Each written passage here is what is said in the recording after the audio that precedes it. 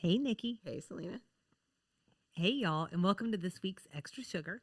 So, the time has come. We've hinted, we've mentioned, but now we must discuss in greater detail the fashion of Sex in the City. What they wore was more than simply clothing, it showcased who they were as characters and as women in the world. Fashion also gave Sex in the City authenticity as a New York City show.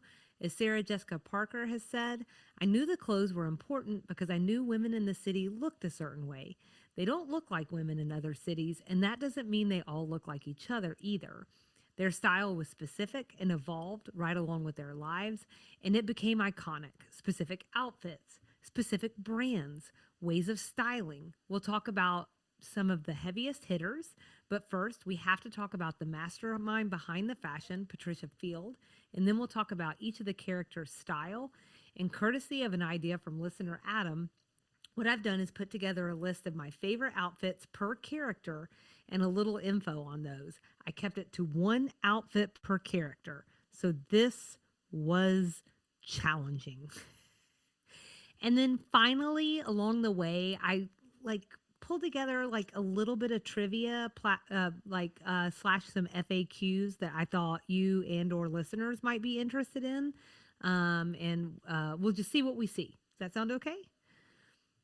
Sounds good to me. All right. And then I'm also just going to say, in general, I found this very stressful. Picking one. Yeah, that sounds stressful.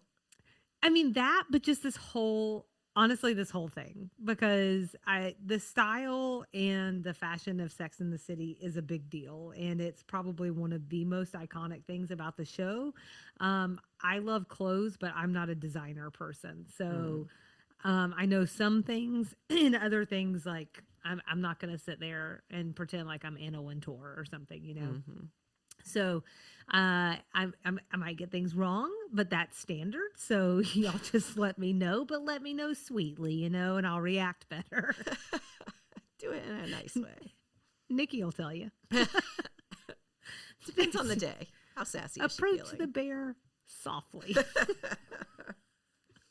um, but yeah, so I wanted to start with Patricia Phil because it's almost impossible, I realized, to even have this conversation without doing so first, like addressing her part in all of this, because everything pretty much starts and stops with her genius. So for 6 seasons, she reigned as the costume designer and stylist extraordinaire, and she already had about 15 years of experience under her belt before Sex in the City was even an apple in Darren Star's eye. So this is an addition. She wasn't just a costume designer long before that. She's had like a legendary boutique. It's had different names and locations, but was most iconically known for its long stint in Greenwich Village, where it, according to InStyle, quote, served as a cultural institution for LGBTQ plus creatives, provocateurs, club kids, and celebrities alike. She officially did close the brick and mortar back in 2016, reportedly to focus on another show that I'll mention shortly, but maintains an online hybrid gallery store that, quote, curates and showcases made to order handcrafted creations from select groundbreaking artists. I did dabble on that site a little bit, and we can drop a link in for folks. What I will say is that I like that some things seem very approachable and affordable. Not everything is like straight up unattainable fashion, although that's there too. I saw like at least 3 pieces that I'm considering, so we'll see. Um, she was handpicked by Darren Star, Sarah Jessica Parker, and first season producer Barry Josen for many reasons, but chiefly that she had lended Sex in the City New York street cred, or that she could lend it. Street cred. So, Sarah Jessica Parker is actually the one who recommended her after working together on a movie a few years earlier. The two of them had like this instant connection and they bonded instantly over their love of fashion. This destined meeting would kick off maybe and arguably one of the most important fashion collaborations in TV history.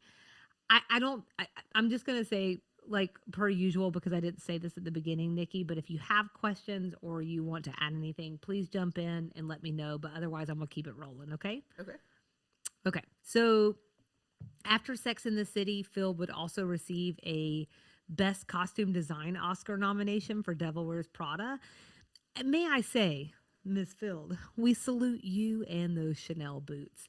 And I also feel dumb because I did not know that she was the costume designer on Devil Wears Prada. No, I didn't know that. But that So tracks. her it does, doesn't it? Yeah. But her other credits include Ugly Betty, Younger, and of course Emily in Paris, Mm. which is the show I just referenced earlier that made her close her boutique, at least reportedly. So I don't know. I always have felt like Emily in Paris is the extended fashion universe of Sex and the City. You can really feel Patricia Field in those costumes and outfit choices. And I will tell you right now that the show for me is hit or miss. Yeah. But the fashion, I would, especially the ones where they're going to major events and getting more dressed up, the ball gowns and everything are stunning. Like every time stunning. I have two thoughts about this. One, Yeah. imagine telling a fashion designer / costume designer, we're putting a show in Paris and we want you to just have a field day with the fashion. Like, imagine what that must have felt like to her to get that charge. Like, go to Patricia Paris, Field Day. figure a Patricia Field Day. Yes. And then two, when I was researching for our Carrie episode, I learned that there is a Paris arc. Carrie goes to Paris for 2 episodes, maybe. And you just said an extension of the Sex and the City universe. That would be the natural sort of. The bridge. Yes. That's great. Yeah, you're going to watch those 2 episodes. Perfect. I look forward to it. I've got wonderful news for you. And they are excellent fashion episodes. Yeah. That is very astute for someone. Do you know that's the final 2 episodes of the show? No. The final 2 episodes of the show. Oh, okay. Wow. What a way so to end. it truly is a bridge. Wow. So there you go. Look at you. So witty. So smart. So good. The last thing that I wanted to say about Patricia Field is that while Emily in Paris kept her from helping on Just Like That, I don't know if you've read that or not, but that's why she doesn't do the costuming in that show. No, you told me that though. Yeah. So she did come back to dress Kim Cattrall for her 1-minute reprisal Really? as Samantha Jones. Maybe I knew that somewhere in my head. Wild. How interesting, because it's just she's sitting the whole time and it's in a car. I didn't even remember we saw her. That's how brief it was. Mm-hmm. I was like, what? But she is in a red dress, I think. She looks fantastic. I mean, no doubt. I don't know if you know, but her costumer was Patricia Field. No way. It's crazy. So I thought we could also talk about the fashion legacy that Sex and the City left in its wake. This is just I've pulled some quotes throughout. So Sarah Jessica Parker has also said, none of us knew that fashion would have an impact in any way beyond being an important part of the show. And I mentioned that specifically, that quote, because I think it's important, again, that it was always going to be a part of the show. And it sounds like from the things that I've read in that Kiss and Tell book, that it is like an authorized behind the scenes book of Sex and the City. I haven't really mentioned it here yet, but I've been kind of using it a little bit like a reference. It sounds like from that, like it was always a part of the show. It was, sorry, I already said that, but also that Sarah Jessica Parker was very influential on that piece. And it's so funny because she's like, I'm nothing like Carrie. I'm not into fashion as much as Carrie. And I'm like, I think you are. Yeah. Like, I think you're going to have to own that, sister. And proudly, because like you're amazing. She's also had her own fashion line. So I don't know. Anyway. So this is only relevant probably here, but she had a collaboration, and this may be the fashion line you're talking about, with Steve & Barry's, which was like a discount department store. And they had one at Discover Mills. And I went one time and I found this amazing green blazer that was like $15 or something. I ended up having to call my mom and be like, Mom, do you need one of these? Because it's the greatest ever. And then they ended up closing like 6 months later. I know. Yeah. So I went there right after it opened. I was very excited. It was smart. It was all launched right around the movie, and then it closed. I really liked their stuff though. I thought it was good. It was cute. And I also used to wear her perfume when she had Oh. first put that out. It was a really good perfume. I would wear that again now. It was a goodie. Anyways, I digress. So shoes, let's start there with the fashion legacy. First and foremost, you have to talk about the shoes. I mean, Sex and the City put designers like Manolo Blahnik and to lesser extent Jimmy Choo on the map. So Manolos are simply synonymous with Sex and the City. According to Vanity Fair, Blahnik established his brand in the early 1970s and is credited with reviving a simple and sleek stiletto silhouette that made women's shoes fashionable and sexy. But it was Carrie who made them a household name. Plot lines have been dedicated to them, including in season 3, episode 17, What Goes Around Comes Around, and in season 6, episode 12, which we've talked about a lot. So, A Woman's Right to Shoes. At the time, the shoes were $485. Today, they're more likely to be $800 to $950. And I read that something that said a replacement for the season 6 ones would run her over $1,000 today. Mm-hmm. The purses. Sex and the City mainstream designer purses in a way that I would argue hasn't been done quite the same before or since. First, there is the Fendi baguette. This fashion favorite debuted in 1997, brought to life by Sylvia Venturine Fendi. She is a third-generation matriarch of the Fendi dynasty. According to Cara Benevinia, it's a small, soft handbag with a flap, short shoulder strap, ultra-feminine embellishment, and a cheeky nod to the French bread. Flap, never a good word. I'm sorry, it's just not. Anyways. You lost me at the cheeky nod to French bread. That took me a second to... Baguette. I was thinking, I wasn't thinking baguette. I was thinking baguette, like a tiny bag. Ah, Like yes. a purset. I don't know. It's very cute. Yeah. I was Googling it while you were talking. Yeah, you haven't really. I don't know. We'd really watched any of the episodes where it just really appears over and over again. But it debuts on Sex and the City in 2000, season 3, episode 17, which I just mentioned with the shoes. What goes around comes around. Nikki, this is Carrie's karmic retribution episode from the Big Affair.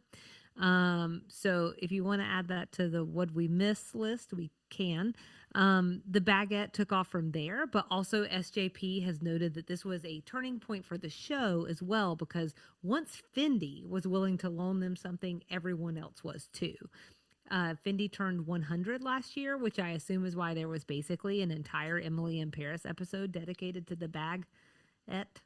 And then today, depending on the size and material, it will cost you somewhere around $2,500 to $5,000. Pre-owned costs somewhere between $500 and $1,500. So let Kyle know.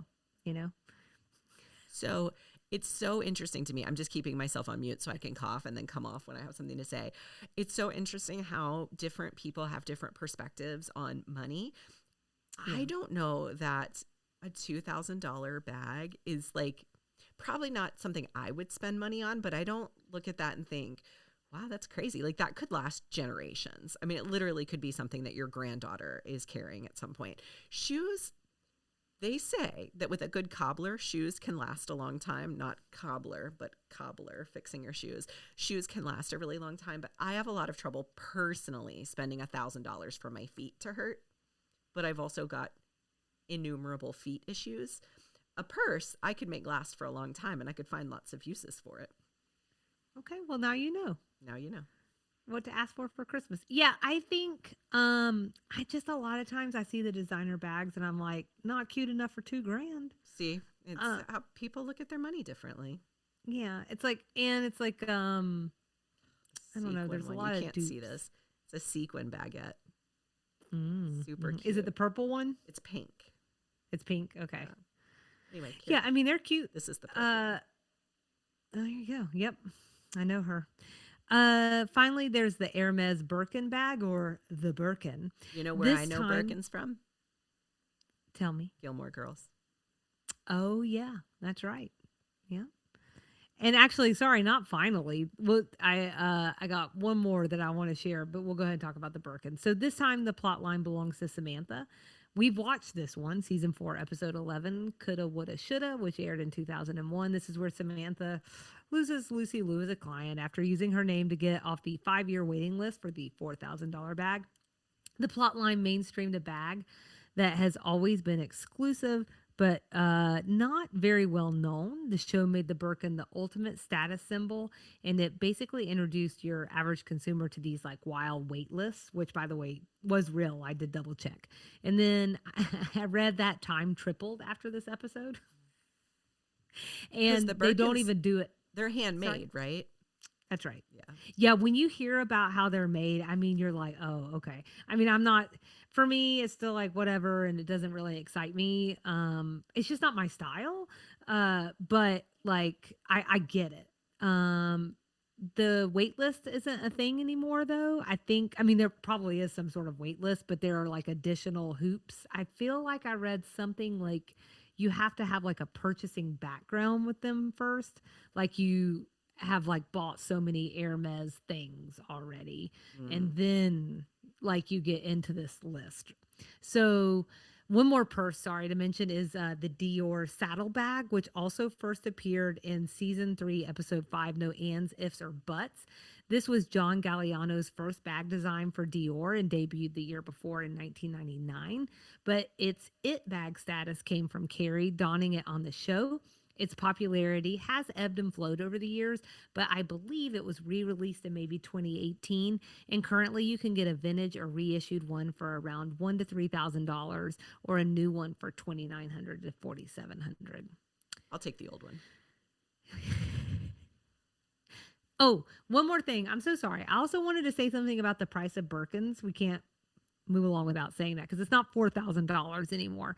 Um, that same Birkin is now valued somewhere between 10 and 30,000. I felt Wow. like that was a really wide gap, but this would depend on its condition and the year that it was manufactured. So, Wow. anyways, there you go. Streetwear. This is another big influence of Sex in the City. This streetwear, I mean, this has been around for a long time, but the show took it mainstream. There are several ways, but I'm going to call out two in particular. One is the nameplate necklace, and the other is high-low fashion. So let's start with the nameplate necklace. Nikki, did you know about like the Carrie necklace before we started watching this show? I had a Okay. friend who had one. Okay. Um and yeah, no cheap tricks here. It literally is a necklace on the show that spells out Carrie in case anybody doesn't know. It's also so synonymous with the show. Again, it's known as the Carrie necklace, and I do not just mean hers. Like people now call nameplate necklaces the Carrie necklace, which is so wild to me. She wears it throughout the series, and it will be a pivotal point in the series finale. Field has said in interviews, Patricia Field, that she saw a lot of neighborhood kids wearing these and presented it to Sarah Jessica Parker as something that she could wear on the show, and the rest is history. So while the show made them more mainstream than ever before, these necklaces have been around for decades, originating in New York City's Black and Latino communities, and they were influenced by hip hop culture and graffiti art. Of course, they can be traced back much further. I believe I read something that was like all the way to Egyptian something, but we're always back in Egypt. I don't know. But it was this urban fashion staple in particular that caught Field's eyes, not King Tut. So I'm going to link to an article about a project. I think it was called something like hashtag documenting the nameplate, which began about a decade ago and sought to piece together the nameplate's origins and cultural significance. My personal read on this is that respectfully, they were looking to give credit to the communities that often go uncredited for these major fashion trends that wind up being like making a buttload of money for someone else. So I just want to call that out because it feels relevant to, just trying to make sure people feel seen. High-low fashion. So this is basically mixing designer fashion with affordable and or casual pieces. The idea is that this makes fashion more accessible both for wearing and for budgets. I like it because I think that eclectic look and focusing less on trends extends the life of clothes. Like I don't always look at this show. Sometimes I do, but not in the way of like other shows like Designing Women. We can watch that and I'm like 1988, hell of a year. But I'm watching Sex in the City sometimes and I'm like, what year is it? I don't know. So I think that that's good. This is also something that I like to embrace. Like a really simple version is like a blazer and like ripped jeans. So just like something that's highly tailored and something that would be considered super casual. Okay, moving right along. So, oh, sorry, before we jump into character styles and best looks, I thought I'd share some of Phil's thoughts on costume design. So she has said that, quote, the formula I use is an equidistant triangle. One point of the triangle is the actor, another is the character, and the third is the wardrobe. Each of these points caters to the script. So she considers it a great responsibility to make sure that an actor is comfortable, that the character is believable, and that she is driven by strong creators with a vision, and that the work is guided by early communication about who characters are and what they represent. Again, this is more than just putting clothes on someone. This is storytelling. So, as we go along, Nikki, I would love for you to jump in as you feel comfortable and let me know, like, you know, what do you think? What hits you about the different character style? What works for you? What doesn't work for you? Are there outfits that have blown you away, blown your mind, or you've been like, ugh? So, I usually have all of those reactions and in one episode. So, Yeah. I don't know. Yeah. Let's start with Charlotte. The book Kiss and Tell, which I mentioned earlier, describes Charlotte's style as, quote, the most classic and reserved of the women. Solids mixed with pretty patterns, clean lines, sexy but never over the top. I might describe it as like hyper feminine preppy. She's very Ralph Lauren catalog model esque, which is funny because she even says that she was a Ralph Lauren Oh, yeah. model, like in one of Carrie's episodes in Yeah. the runway show. Yeah. Yeah. And I actually would not be surprised if that wasn't like a real life thing for Kristen Davis. I don't know. could see I didn't that. look into it. Yeah. That Yeah. would make sense. So for me, I'll just say I like Charlotte's style.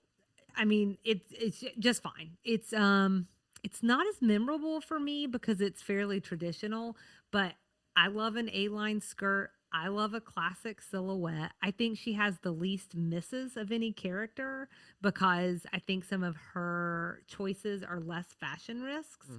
And my favorite outfit across the series is season 6, episode 12. This one wasn't hard for me at all. This episode is titled One, where she channels her inner Liz Taylor wearing a pink strapless midi-length cocktail dress designed by Eric Way. It has a sweetheart neckline and a slim black belt with a bow. With her oversized sunnies and updo, I think she's also giving Audrey Hepburn. I have curated some pictures for Nikki to look at, and we'll have some stuff on social media. But I'm sorry, this might be a little interesting for listeners, but super fans of the show, they'll know. I'm gonna pause there because I feel like you might resonate with some of Charlotte's choices.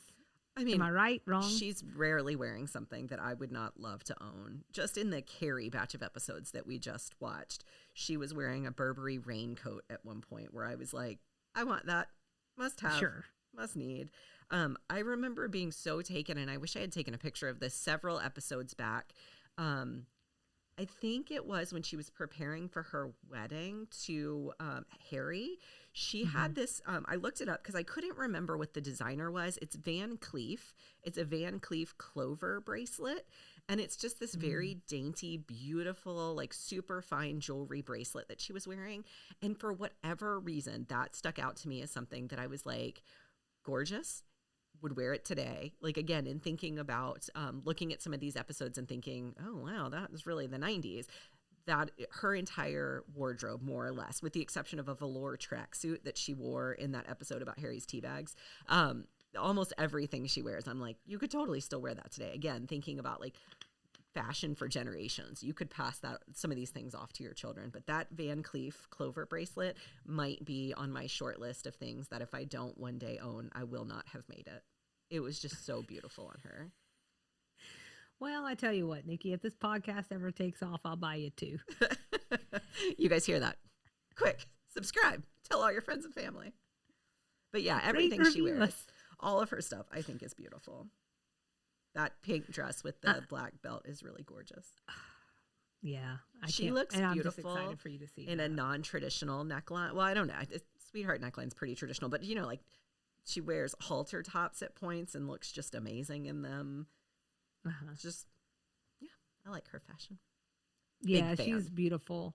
One thing I left out, but I don't, maybe it's worth noting, like um it sounds like Patricia Phil really kind of wanted to make her like a little bit more like a Betty Page, like a little bit more like a sex kitten, and they wound up not going that direction. And she also talked about just like what a, and I don't ever want to like just make a woman sound like she's just her looks, but she was talking about how beautiful her figure is and how she always really wanted to show it off. And Charlotte really does have like a very like 40s pinup figure with a tiny waist and like the really like, I don't know how to say this without sounding like a weirdo, but like pretty hips. She has Yeah. nice hips. So um all right, let's move on to Miranda, our favorite redheaded lawyer.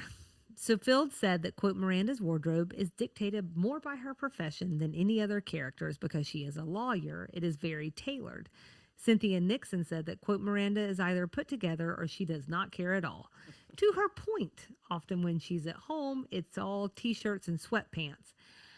I'm calling that out specifically because I do think that's one starkly different from the other women who we often see in these very like curated nighttime clothes. Mhm. And surely women do that. But if we're talking about which character we are, then I'm definitely a Miranda at night Yeah. because it's all sweatpants and oversized t-shirts for me. You're not walking around in your white tank top with no bra and panties, which is what Carrie's always wearing. And then Charlotte's either in the most adorable pair of PJs or a juicy couture velour tracksuit. Well, so yes. And then, of course, you know that Samantha's in her teddies and pinafores or whatever they're called. Yes, That's not the right exactly. word. Pinois. Pinois, thank you. Yeah. Pinafore's very Um, different. I'm sure that she has worn a pedophore and had someone eat it off of her. So, A pedophore is also very different than a pinafore. oh, that's true. Oh no, what other? There are Nope, too many don't say it. afores. It's not our Yeah, fault. that's what it is. I was gonna go with P, and that was gonna get us in a really bad place. So yeah, I think also, in addition to Miranda eating a lot of sweats, she's also eating brownies out of the trash can, and I feel like we should roll that episode out for you because it's very me.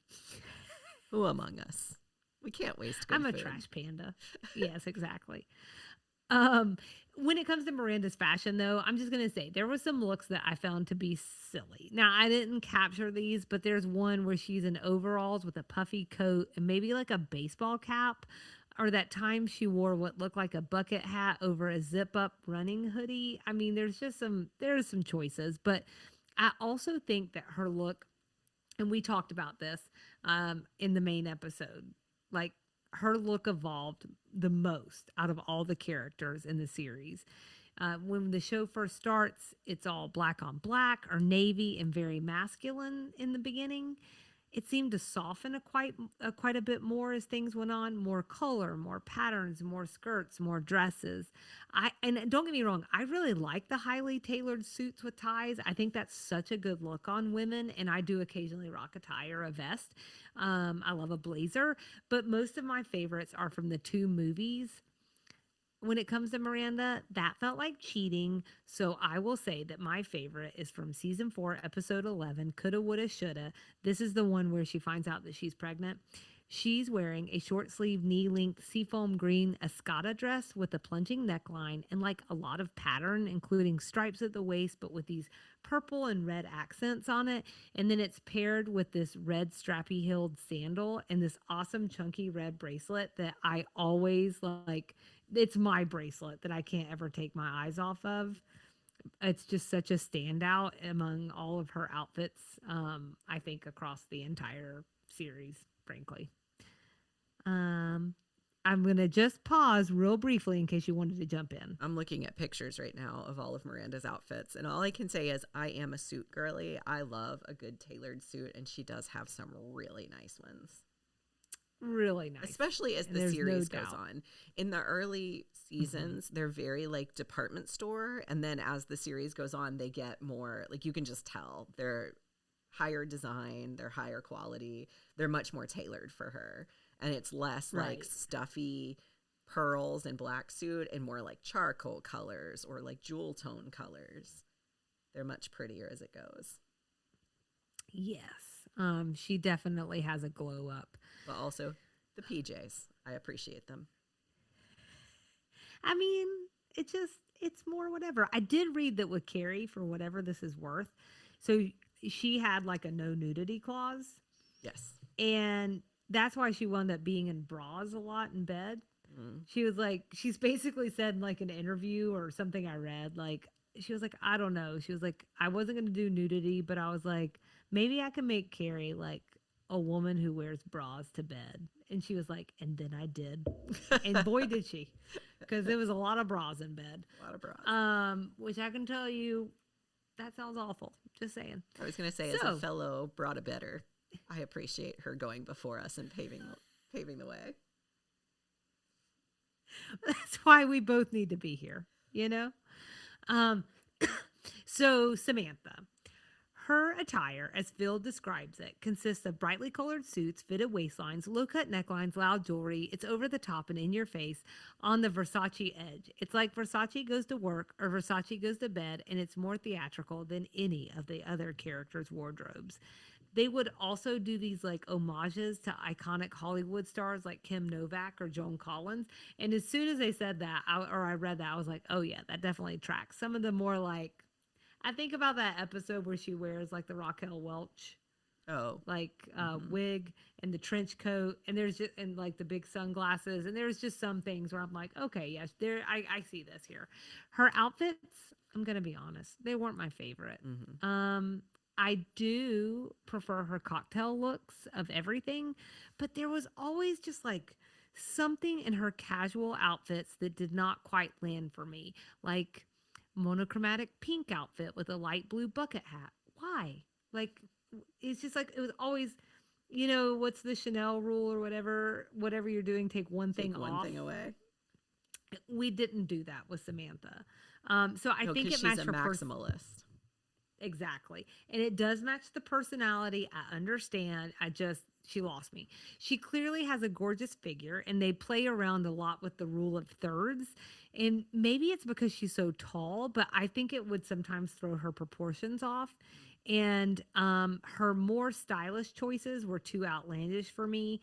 See the Post-it note episode with the punk print 80s inspired jumpsuit with fanny pack. And she liked to throw back to eras like the 80s that I'm not crazy about. So what I will tell you is that Samantha Jones and Suzanne Sugarbaker have a lot of style synergy. Power suits, peignoir sets, and wigs, you know? Yeah. Best dress for me, season 4, episode 14, All That Glitters. She is wearing a Roberto Cavalli knit dress with a striped pattern of cream, muted yellow, and pink. And my goodness, you only see it for 1 second. That's why there's like 8 pictures of it, Nikki, because it really... it really took me a lot to get you like a full shot of it. There really are a lot of pictures. I was like, oh God, just because they're all bad, you know? And I was like, I don't even know if Nikki can see this dress, but that is my favorite across the series, the dress that she wore for 4 seconds. And you only see it for a second, but for those who want to know what I'm talking about, it's when she's freaking out and relaying to Carrie that she told Richard she loved him for the first time while they were on ecstasy. Oh. So, poor gal. Whoops. Yeah. And then pausing here just to make sure I'm not cutting you off from anything that you wanted to share. Okay. No, you know, Samantha didn't really wear that many casual clothes. Her clothes just aren't casual. Like she is a maximalist. She is all over the place. I'm scrolling through a bunch of pictures on Google just to sort of look at things, and style's not for me, but I love it on her. Yeah, I mean, and she's got the height and everything else to pull it off. There was like a pink, maybe it's a pink Chanel suit that I almost added that out of everything I also kind of liked, but yeah, I don't know. It's the wardrobe I would be least likely to wear. Then there's Carrie.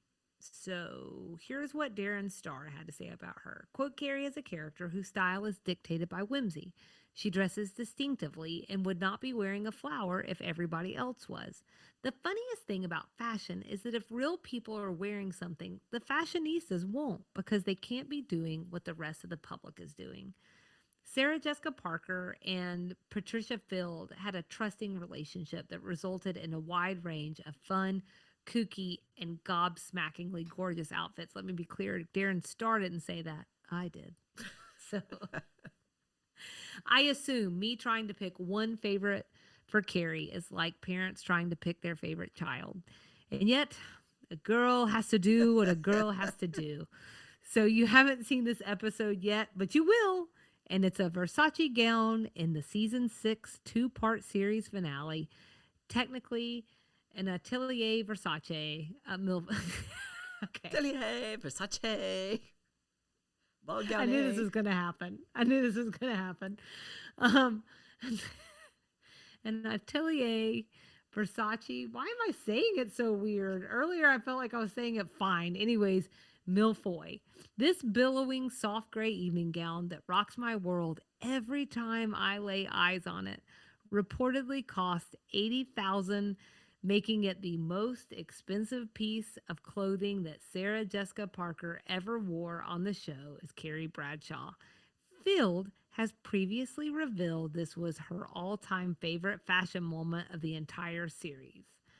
Funnily enough, Sarah Jessica Parker's favorite fashion moment is another outfit from the season finale, a soft green mint tutu dress with a light gold blazer on top. Nikki, I dropped that in for you to see as well. She's kind of like running in it. For the life of me, I could not find who designed it, which tells me it could be some sort of a vintage find.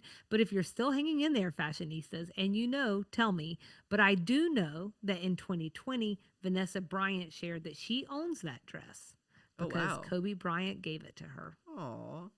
Yes, it's I think I linked that article for our blog post if anybody wants to go see it. It's really sweet and very sad. But there are a few fashion callbacks in the finale, and I think the use of tulle has to be a nod to the show's, of course, most iconic outfit, the pink tulle skirt, often incorrectly called a tutu. That is in the opening sequence. This was not a designer anything. It was a $5 bargain bin find by Patricia Field. So I do have a very brief Q&A FAQ if you're interested. Okay. Any curiosity about how Carrie affords these clothes, or we've just departed from reality? Oh, yeah, fully departed from reality. So it's funny because that is one answer that Field has given over the years. I think it's probably because at some point they're like, I don't care, man. I'm doing costume design. Like, what do you want from me? Yeah, take it up with the writers.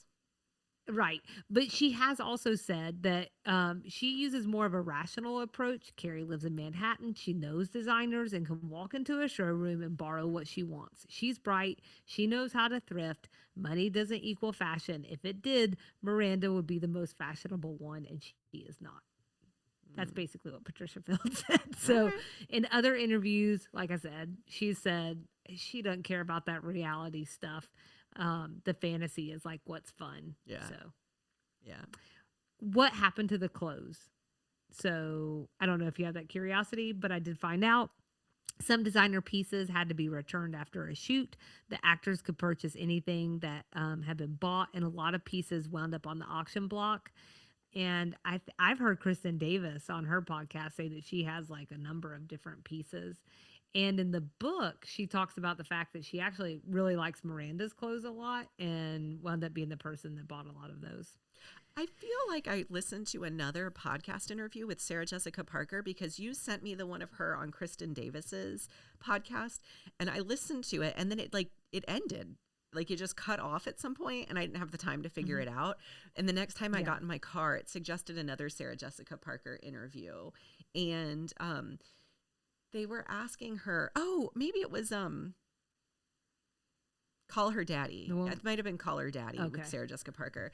But the host was asking her, like, are your kids really big into fashion? Do they love all your old clothes? And she was basically like, nope, not really. They don't really get it. They don't really care. And a lot of it's in archives. Fools. Ah, that's a ding dang shame, Nikki. A ding dang shame.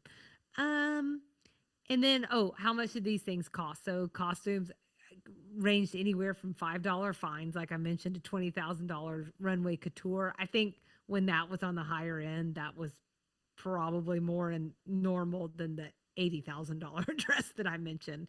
I Yeah. love that I'm like, I would never buy a $1,200 bag. And I'm like, but I like that $80,000 dress. You know, But would you buy it is the I didn't say, question. I didn't, yeah, well, I couldn't buy it. You know what I'm saying? Um, okay, fashion friends. This was honestly a bit of a nerve wracking segment again for me because, like, am I serving up what you want? I don't know, but I'm sure that you can let me know and I will do my best to tell you that I'm sorry for what I did wrong. But in the meantime, if you want to drop us a line and share with us what you liked, what your favorite fashion moments were, what your favorite outfits are. We'd love to hear from you. You know the drill. DM us, email us, or contact us from the website. You can find us all over the socials. And just like that, that's this week's Extra Sugar.